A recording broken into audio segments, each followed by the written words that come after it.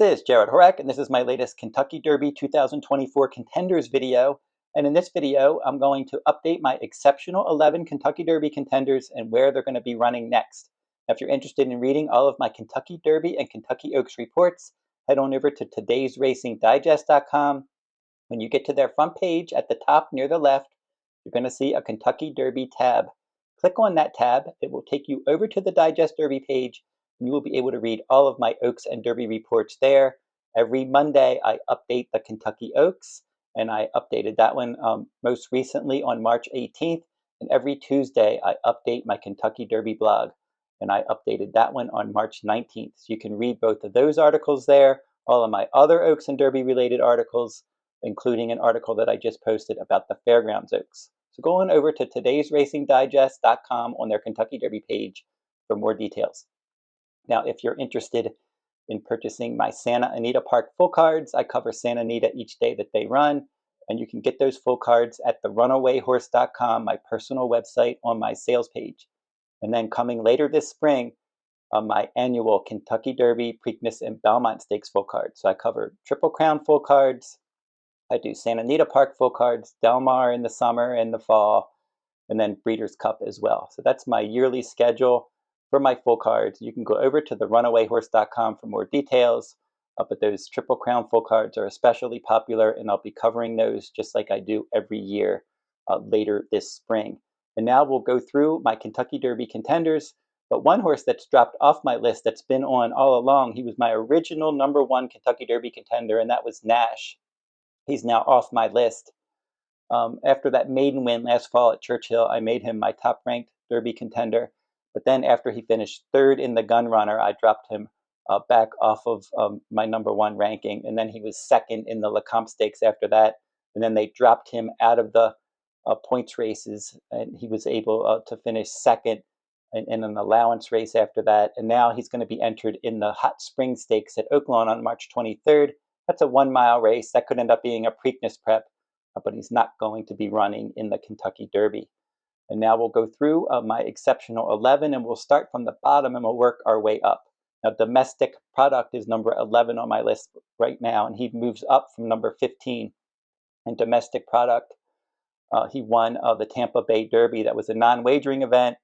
They had some totalizator issues there, and he was able to get the job done as my top choice.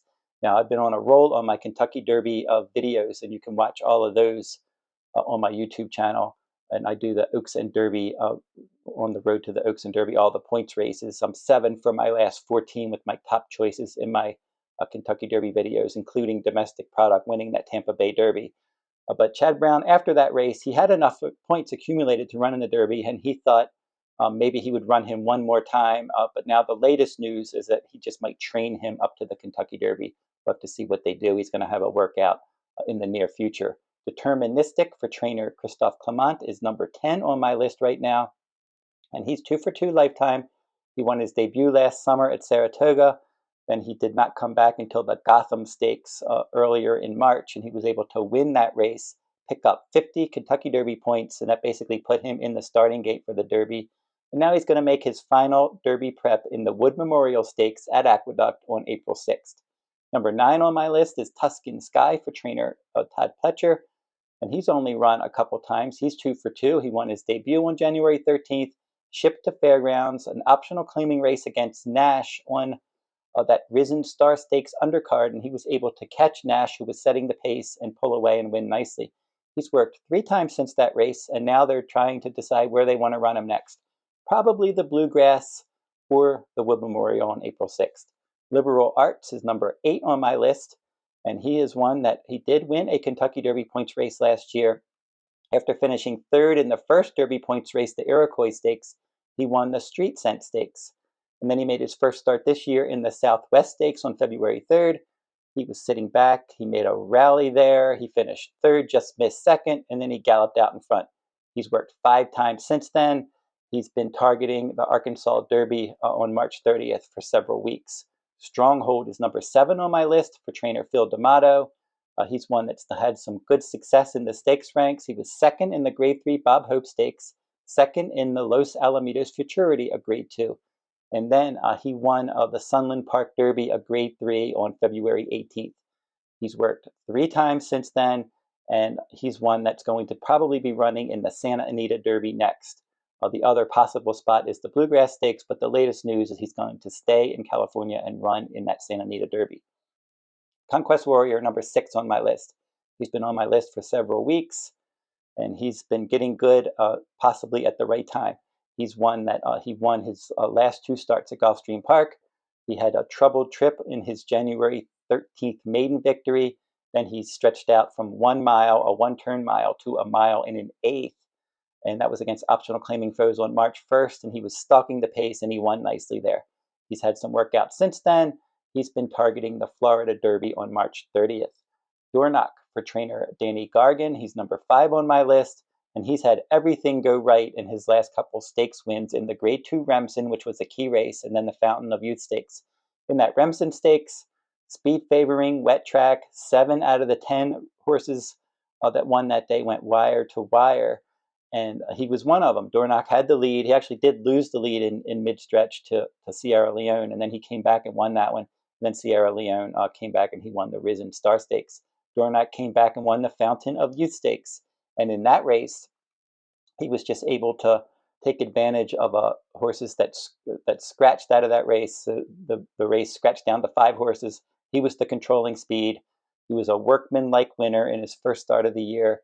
And now he's one that's probably going to be running in the Bluegrass Stakes on April 6th next. Track Phantom is going to be running in the Louisiana Derby on March 23rd. He drew post 12. He's 3-1 morning line, and he's probably the one to catch in that race at a mile and 3/16. He's number 4 on my list. He's had a lot of success in the stakes ranks at Fairgrounds, winning the Gun Runner and Grade 3 Lecomte and finishing second, beaten a half length in the Risen Star Stakes.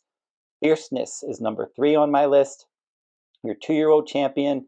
He won the Breeders' Cup Juvenile last year very impressively. He was the favorite in the Champagne Stakes, but he didn't run well there. He had a less than ideal start there.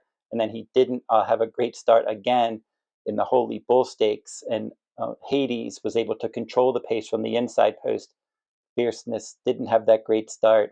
It was a slow early, fast late event. He was 3rd there.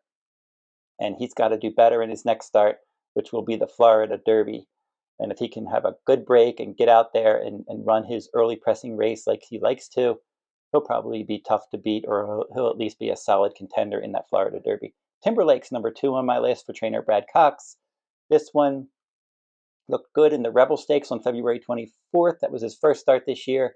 He won the Grade 1 Champagne Stakes last year. He's going to be going in the Arkansas Derby next, and he had a workout on March 15th, 5 furlongs and 102 flat. My number 1 ranked Derby contender, and he's been my top ranked Derby contender since February 6th, and that is Sierra Leone. He's one that they paid a lot of money for this one for trainer Chad Brown. He just missed in that Remsen Stakes as a 2-year-old. That was after he won his debut at 1 mile. That was a productive race. Dornoch was the winner there, and Sierra Leone just missed after taking the lead, rallying from off the pace. That was a speed favoring track, and then he came back in the Risen Star, wet track again on February 17th. He rallied to win, defeating Track Phantom there, your favorite in the Louisiana Derby. Now Sierra Leone's going to make his final Kentucky Derby points race appearance in the Grade 1 Bluegrass Stakes at Keeneland on April 6th. So there's a catch-up on all of my top-ranked Derby contenders right now and where they are going next. And don't forget to like, subscribe, and comment if you like this horse racing content. Keep checking my YouTube channel for all of the Oaks and Derby points races. I cover all of them. And again, go over to the runawayhorse.com for my Triple Crown Series full cards later this spring. And until I see you next time, good luck at the races.